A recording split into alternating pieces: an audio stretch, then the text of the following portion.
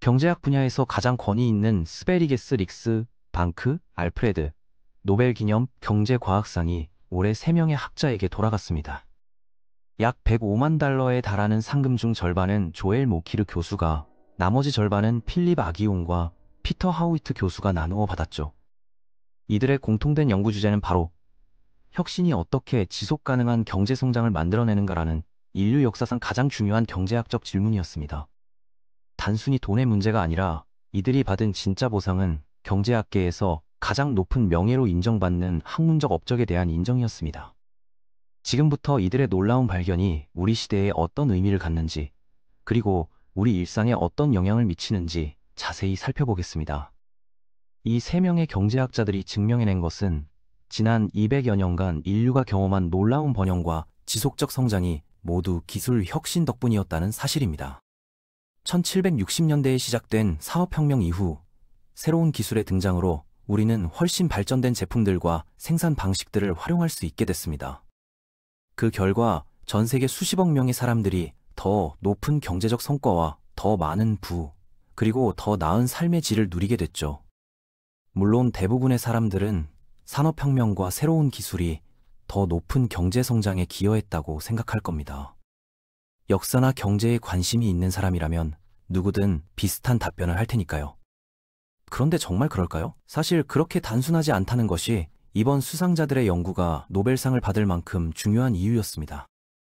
이들이 가장 먼저 밝혀낸 것은 끊임없이 복합적으로 진행되는 기술 발전이 사실은 당연한 것이 아니라 오히려 매우 특이한 현상이라는 점이었죠.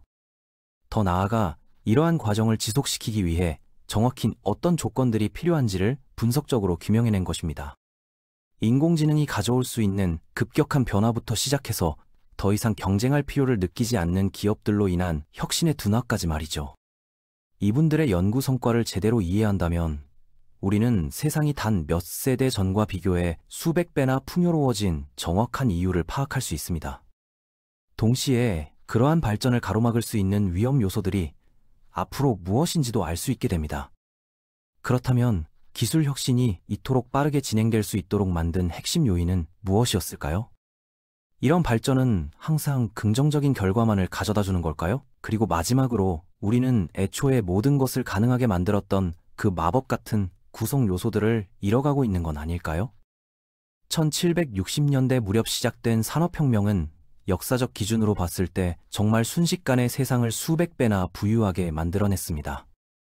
오늘날 사람들은 불과 몇 세대 전과 비교해도 평균적으로 훨씬 더 부유할 뿐만 아니라 기계화된 농업 기술과 토양과학 덕분에 훨씬 많은 인구를 부양할 수 있게 됐죠. 그뿐만 아니라 이렇게 생긴 부는 산업혁명 이전에는 상상도 할 수 없었던 상품들과 서비스들을 소비하는 데 사용될 수 있게 됐습니다. 중세시대의 가장 부유했던 왕들조차 현대의 의료기술은 물론이고 오늘날 우리 대부분이 너무나 당연하게 여기는 현대적 편의시설들을 돈을 주고도 살 수 없었거든요. 물론 이러한 발전의 토대는 기술이었습니다. 그런데 올해 노벨상 수상자들이 반박한 첫 번째 잘못된 통념은 산업혁명 이전에는 기술 혁신이 거의 일어나지 않았다는 생각이었습니다. 사실 그런 일들은 항상 일어나고 있었거든요. 인쇄술과 조선기술, 발달된 항해술, 새로운 도구들, 시계 제작 기술, 농업 기법, 심지어 의학의 발달까지 대부분의 사람들이 상상하는 것보다 훨씬 더 자주 일어났던 일들이었습니다. 문제는 이런 발전들이 오늘날이나 지난 200년 동안과 같은 지속 가능한 경제 성장으로 이어지지는 않았다는 점이었죠. 그럼 왜 그랬던 걸까요? 상의 절반을 차지한 경제사학자 모키르가 수년간 연구하고 설명하는 데 매진한 질문이 바로 이것이었습니다. 그가 실제로 발견한 사실은 특정한 산업화 이전 제국들이 다른 제국들보다 더 창의적이었음에도 불구하고 그럼에도 눈에 띄게 더 나은 성과를 보이지는 않았다는 것이었습니다. 그가 찾아낸 이유는 시간이 흘러가면서 사람들은 효과적인 방법들을 찾아내는 데는 매우 뛰어났지만 그 방법들이 왜 효과적인지를 파악하는 데는 그리 뛰어나지 않았다는 것이었죠. 그는 산업혁명 이전 세상을 거의 시적으로 묘사했는데 기계학 없는 공학이 존재하고 야금학 없는 제철업이 있으며 토양학 없는 농업과 지질학 없는 채굴업이 이뤄지는 세상이었다고 말했습니다. 사람들은 우연히 효과가 있는 도구들과 기술들을 발견했지만 그것들이 왜 효과적인지 이해하지 못하면 지속적으로 개선할 수 없었고 결국 또 다른 정체기에 도달하게 됐던 것입니다. 예를 들어 재료공학의 경우를 보면 산업화 이전의 대장장이들은 다양한 금속들을 단조하는 데 매우 숙련돼 있었지만 그것들이 일으키는 분자 수준의 변화를 이해하지 못했습니다. 결국 지속 가능한 경제적 발전을 이루려면 기계의 신에게 기도하는 것보다 훨씬 더 많은 것이 필요했습니다. 산업화 이전의 대장장이들은 석탄이나 목탄 위에 철을 단조하면 날이 더 단단해지고 부식에 더 강해진다는 것을 알아냈을지도 모릅니다. 하지만 그들은 이것이 탄소가 금속의 결정 구조 속으로 들어가기 때문이라는 사실을 이해하지 못했고 그 원리를 모르면 다양한 강철 합금을 개발할 수 없었죠. 우리는 다양한 종류의 강철 없이는 현대 세계 경제를 운영할 수 없거든요.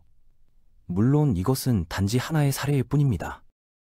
과학적 이해에 대한 현실적인 기초가 없다면 더 강한 강철을 만드는 새로운 방법에 투자하는 것은 납을 금으로 바꾸는 새로운 방법에 투자하는 것과 다를 바 없었거든요. 그렇다면 산업혁명을 촉발시키기 위해 정확히 무엇이 변했던 걸까요? 일반적으로 우리가 이해하는 바로는 결국 혁신의 임계점에 도달했고 거기서부터 모든 것이 시작됐다는 것입니다. 모키르는 그런 가정의 이의를 제기하면서 대신 사회적 변화가 이러한 발전들을 촉진했다고 주장했습니다. 그러한 변화들 중 하나는 이론적 지식을 보유한 사람들과 실무적 기능을 가진 사람들 사이의 접촉을 늘리는 것이었죠. 예를 들어 고대 그리스인들은 수학 같은 분야에서 놀라울 정도로 정교한 사상가들을 보유하고 있었지만 그들은 실제로 건축가나 노동자들과 상호작용하는 경우가 별로 없었습니다. 1700년대 유럽 전역에 확산된 계몽주의 운동은 이 두 집단을 더욱 가깝게 만들었고 역사상 처음으로 이러한 지식들이 실제로 서로 오가며 교류할 수 있게 만들었죠.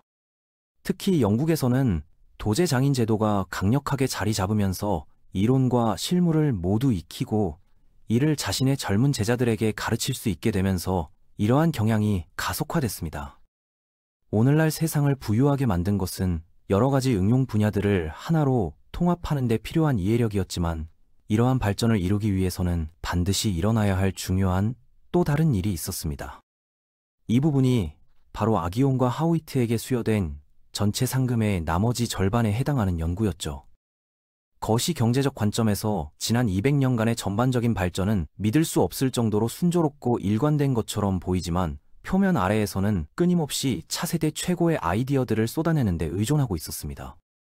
수차와 말들은 증기기관으로 대체됐고 증기기관은 내연기관으로 대체됐으며 현재는 전기화로 인해 주도권이 위협받고 있습니다. 새로운 혁신이 성공하려면 경제는 시대에 뒤떨어진 산업들이 실패할 수 있는 환경을 조성해야 합니다. 로마 제국에는 매우 유망한 기술들을 많이 발명한 위대한 사상가들이 많았는데 그 중에는 기초적인 증기기관도 포함돼 있었죠. 이런 초기 설계들에는 몇 가지 기술적인 문제들이 있었지만 제국의 권력자들은 노예를 더 많이 구입하면 됐기 때문에 증기기관이 필요하지 않았습니다. 사소한 호기심을 자극하는 것 이상으로 개선하려는 큰 동기도 없었던 것입니다. 물론 이것은 극단적인 예이긴 하지만 경제학자들이 창조적 파괴라고 부르는 이러한 과정은 산업혁명 이래로 작은 규모로 매우 일관되게 일어나고 있었습니다. 아기온과 하우이트가 만들어낸 것은 이것이 경제 성장으로 어떻게 전환되는지를 측정할 수 있는 수학적 틀이었습니다. 그들은 매우 기본적인 관점에서 경제 성장률이 혁신의 규모에 그 혁신이 얼마나 자주 일어나는지를 곱한 값이라고 추정합니다. 우리가 하는 모든 혁신이 반드시 세상을 크게 앞서 나가게 할 것이라고 보장할 수는 없습니다. 하지만 경제 정책을 통해 우리가 통제할 수 있는 것은 당근과 채찍을 조합해서 기업들이 연구개발에 투자하도록 장려함으로써 새로운 혁신의 속도를 조절하는 것입니다. 한편으로는 개인이나 회사가 상당한 경제적 가치가 있는 것을 창조하거나 발명했다면 강력한 지적 재산권 보호를 통해 그 가치에서 이익을 얻을 수 있어야 한다는 것이죠. 이것은 혁신에 대한 이익 동기를 창출해서 사람들이 세상을 개선하기 위해 노력하도록 동기를 부여할 뿐만 아니라 혁신가들이 혁신을 추구하기 위한 투자 자금을 더 쉽게 얻을 수 있도록 만들어줍니다. 왜냐하면 혁신에 투자하는 사람들은 시장에서 우위를 점함으로써 얻는 이익을 공유할 수 있는 잠재력을 갖게 되기 때문입니다. 지금 당장 이와 비슷한 가장 명확한 예시, 그리고 역사상 가장 명확한 예시는 아마도 엔비디아일 겁니다. 그들은 병렬 컴퓨팅을 위한 독점 플랫폼인 CUDA를 개발하는데 수억 달러와 수년을 투자했고, 이를 통해 그들의 칩은 오늘날 인공지능 분야의 산업 표준이 되었습니다. 그들은 시장 지배력을 행사하고 그에 따른 막대한 수익을 올릴 수 있으며, 다른 회사들도 이를 보고 수십 년에 걸친 투자를 하도록 동기를 부여받을 것이죠. 그 투자는 성공할지 실패할지 알 수 없습니다만, 그러나 이러한 시장 지배력이 지나치거나 경쟁자들이 서로에게 너무 편안해져서 실제로 경쟁하지 않게 되면 동일한 혁신이 억제될 것입니다. 그들의 모델이 보여준 바는 시장 경쟁 정도에 따라 경제 혁신의 역유자형 곡선이 나타난다는 것이었습니다. 시장이 극도로 치열해지고 모든 회사가 다른 회사의 디자인과 아이디어를 훔치고 끊임없이 서로를 깎아내리면 소비자에게는 잠시나마 좋을 겁니다.